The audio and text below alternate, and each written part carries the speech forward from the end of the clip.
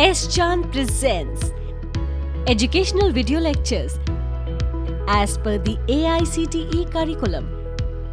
Difficult concepts made easy. Study anywhere, anytime. I'm going to talk more in detail about the personal interviews and what are the things we have to keep in mind when we are dressing up for an interview, and most importantly, how do we exit the interview room. That's also something we will talk about.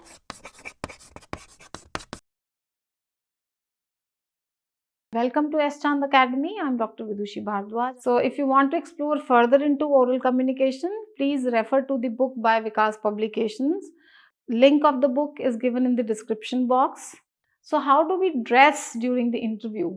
So the way you dress is the single biggest non-verbal clue or the communication you are making about yourself, even when you have not spoken even a word, to the recruiters. So your dress conveys your success, your ambition, your intelligence, your suitability, and of course the approach you have or the attitude you carry while you are entering the room. So you have to lean towards the conservative side of style. When I say conservative style, it means you cannot be using jarring colors or maybe very fancy styles when you're going for the interview. You must avoid loud colors, bright colors, printed fabrics, or even the floral prints. Of course, it has to be the attire has to be really subtle. Light blue, light gray, or even white are the colors which are the most suitable colors for the ladies as well as the gentlemen when they are going for their interviews. Make sure that your clothes are nicely ironed. Now, when you talk about the formal men wear, how can we be dressed up for the interviews? You can use a conservative two-piece dark suit, maybe navy blue or medium or dark gray. So it has to be a subtle color. Like long sleeve blue or white shirt, formal pants, no pair of jeans or probably trousers without the pleats. That does not look good. Or silk tie complementing in color or style. Black complementary socks. That means make sure that the color of the socks match the color of the trousers. That's the rule. So it should not be the opposite color. Dark polished shoes, matching belt, no bracelets, earrings, and large rings for the men. So especially the Bollywood fans these days, they try to wear bracelets and earrings. Please avoid that. That will tell that of course that will not create a good impression, and the impression would be that I am very casual about my approach. I am not here for the interview. I am here for a fun show. Now for the ladies or the women, we again can wear dark conservative suit, two-piece, one or two button jacket, and knee-length skirt if it has to be a western attire. White or light colored long sleeve blouse, right, but not low cut blouse, of course, and the black or dark blue trousers, right, that should complement with your shirt. Indian formals will also be equally good. If you want to wear a sari or a salwar kameez, it's perfectly okay, but then you have to make sure that your shoes have to go in sync with your attire. So it can be black well polished shoes with little heels if you want, and very limited conservative jewelry. So one important tip here is, especially for the ladies or the girls, always try to tie your hair. They should not be going here and there. They do not look good. They do not look presentable if you open your hair and you wear large danglers, or if you use heavy perfume. That will again give a very bad impression to the recruiter. So 64% of employers say that a candidate's outfit forms their first impression at interview. Now this is a data which was collected somewhere. It was out of the research which was conducted long back, and it was found that most of the candidates, who lose appearing, of course, well in the interview is because of their first appearance, and they lose that chance of getting that job only because of their first appearance is 64%. So that means even if They are very good technically, they may have answered very well. The kind of attire they are in and the kind of casual approach they are portraying through their formal or informal attire is something which is going to create the first impression. Another important thing when you are appearing for interview has to be your punctuality. We find that some of the candidates, they reach late, for the interview process. They make the others wait. They do not know what is the location. They try to, make others wait and make sure that yes, others go first and we'll be called later. So it gives, when you are punctual, there are multiple benefits. Now, what are the benefits? It gives you time to identify with the location, the setup of the office where you will be interviewed. You will be able to prepare yourself better.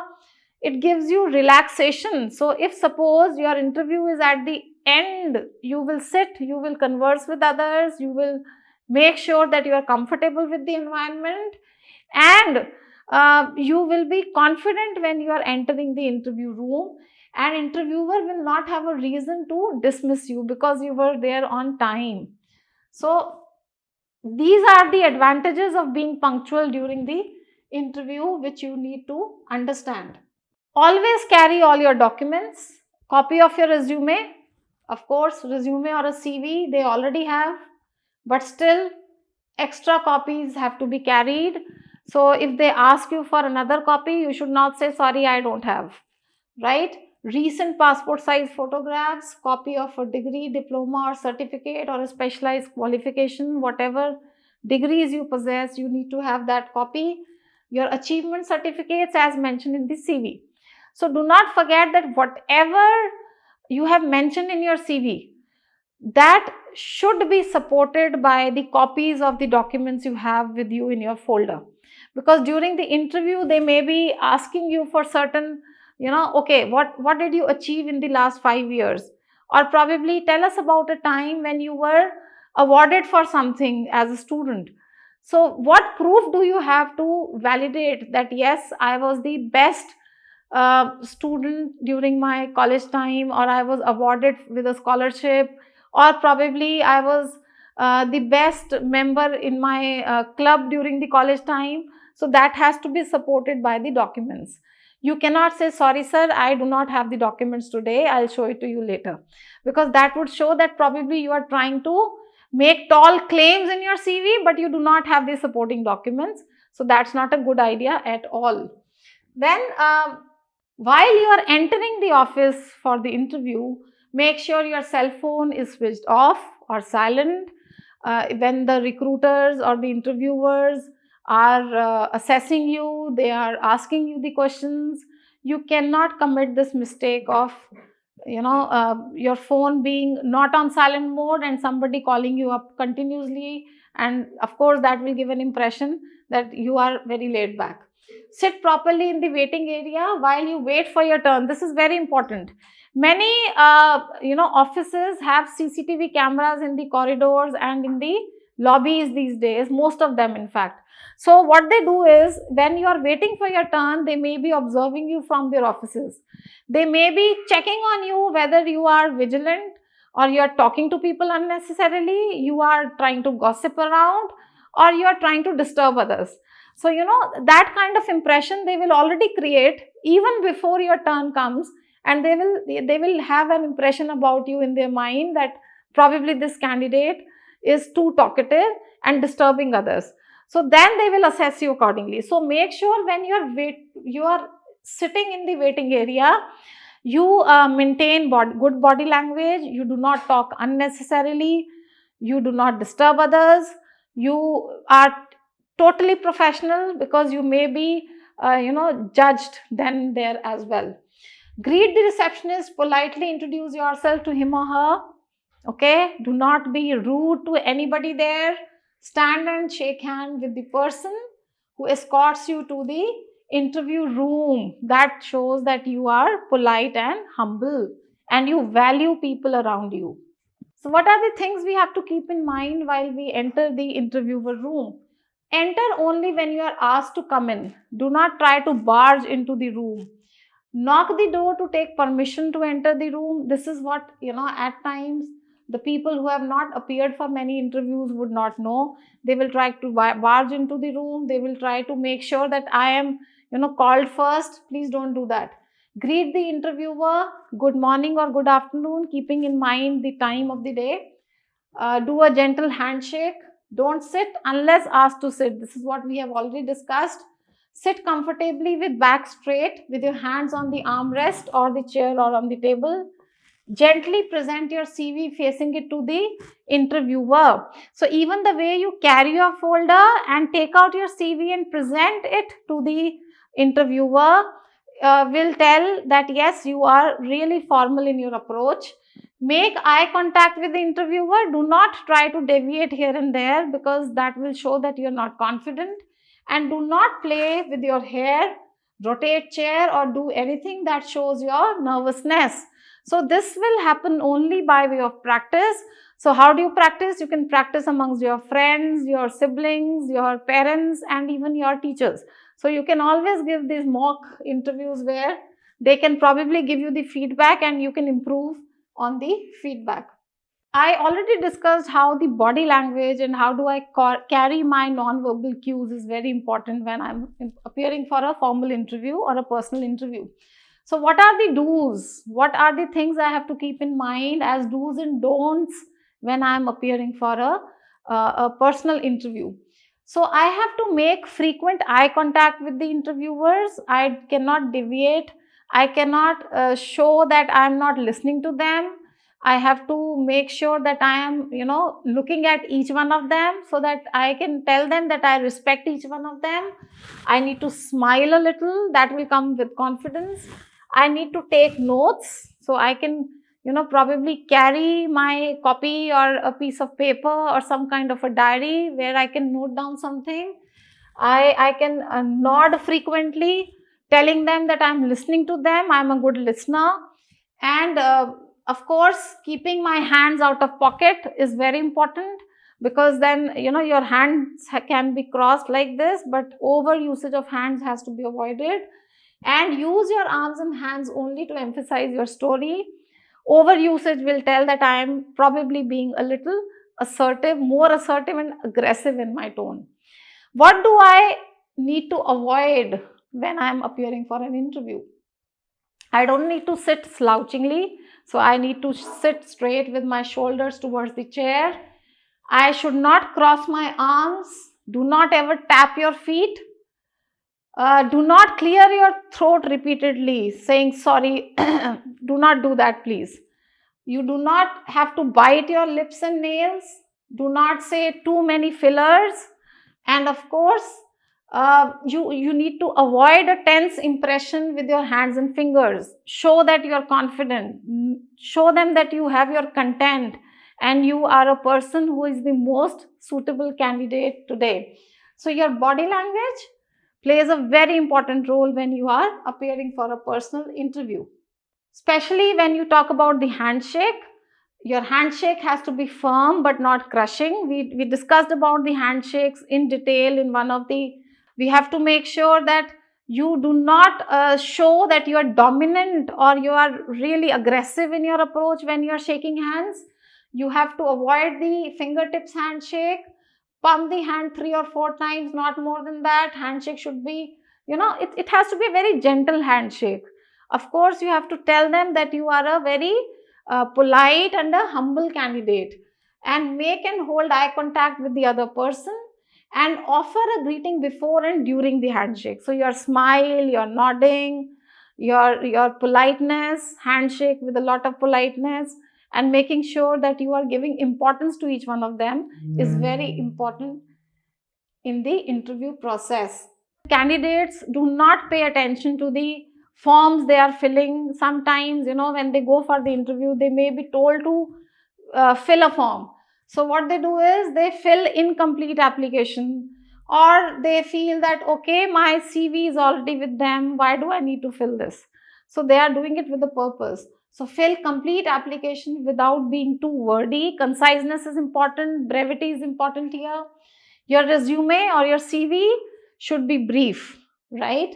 To the point, not more than 1 to 2 pages. It should be error free. proofread your CV, show it to your mentors, your professors, or even the people who know better than you in that area, and make sure all information is accurate. Do not make tall claims in your CV which you cannot justify during the interview, because the recruiter is definitely going to ask you questions pertaining to your CV. And if you have written something where you do not have the supporting documents, or you have written something only for the sake of writing, you are mistaken, because they are going to take upon the points from the CV and they are going to ask you questions further. So, document your qualifications, never assume anything, and application deadline date is exactly plan ahead. So, make sure that your CV is well planned, not more than 2 pages. Whatever information you are giving in your CV is accurate. You are not making tall claims, and you have the supporting documents to justify your expertise. How do you exit from the interview room? That's also a skill. Once the interview is over, just get up and thank the interviewer. Sometimes it happens that the candidates forget to thank. They simply get up and they exit the room because they felt that the interview was not good enough, or probably I was very nervous. I was really bad. So I forget to thank the interview board. That's a big mistake. Make eye contact, say thank you, do a firm handshake, use the name of the interviewer if you know, if it is required, otherwise sir or ma'am is okay. It is not appropriate to ask the next line of meeting, or probably when are they going to call you next for the next round, or probably when they can expect to hear from them. It is not the right time to ask all that. Please don't do that ever. Or they may also give you a visiting card, at times. Okay, nice meeting you, Mr. So and so. So this is my visiting card. I get back to you, something of that sort. So this visiting card is important. Hold it with both the hands. Pretend that you have read it and keep it in your wallet. Do not leave it unattended. It happens that in nervousness, we may leave it unattended.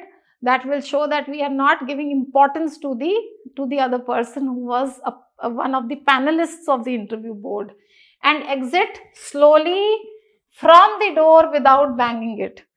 It happens at times the candidates will not know, probably unintentionally or intentionally at times, when we exit.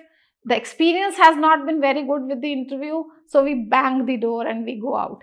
That's not a good thing to do at all, because you never know when do you get to meet the interview board next time. Somebody may, meet you again in some other panel. So this impression which they are going to take out of this activity is that I am really rude and aggressive in my behavior. So please avoid that. What are the most important don'ts of a personal interview now? Don't ever do this. Number one, do not make negative comments about the previous employers or supervisors. Now it happens at times, when they ask you questions, why do you want to leave this job, or why do you want to join our company? So the candidates at times say that the work culture is not good there, or probably I'm not enjoying my work there, or my boss is really aggressive, he's very rude. Please don't do that ever, because that's going to create an impression amongst them that of course you are not happy anywhere you go. And today if we hire you, you are going to speak the same thing for our company tomorrow. So that is not to be done at all. Do not treat the interview casually. It is insulting to the interviewer and the organization. So be prepared for the activity.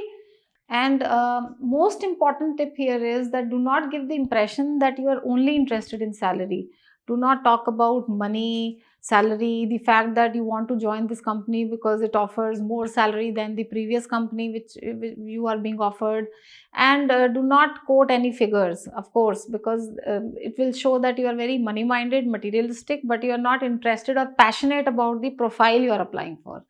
Do not act as if you are desperate to get this job as well. It happens at times that the candidates, they try to portray that I am really dying for this job, I am very needy, and they try to show that probably they will do anything to get this job. This is also not a good idea, because they are testing you for their competency, your attitude, your overall confidence and your overall personality. This kind of crying for the job or showing desperate attitude for the job is going to create a negative impression amongst the recruiters. Then do not take cell phones during the interview. Turn it off before the interview. We've already discussed about this before. And of course, if you take care of these don'ts of a personal interview, I am sure you are, you need to emphasize on the do's of the interview more, which we have already discussed, and keeping that in sync with your CV, the content, the format of your CV, and how do you present your CV well, how do you introduce yourself to the recruiters when they tell you to introduce, and how do you justify the skills and competencies you have mentioned in your CV. You are going to crack it well, you are going to succeed, and you are going to be very, very impressive in your personal interviews. So if you want to explore further into oral communication, please refer to the book by Vikas Publications. Link of the book is given in the description box. If you like the video, please like, share and subscribe, and press the bell icon for future updates. Thank you.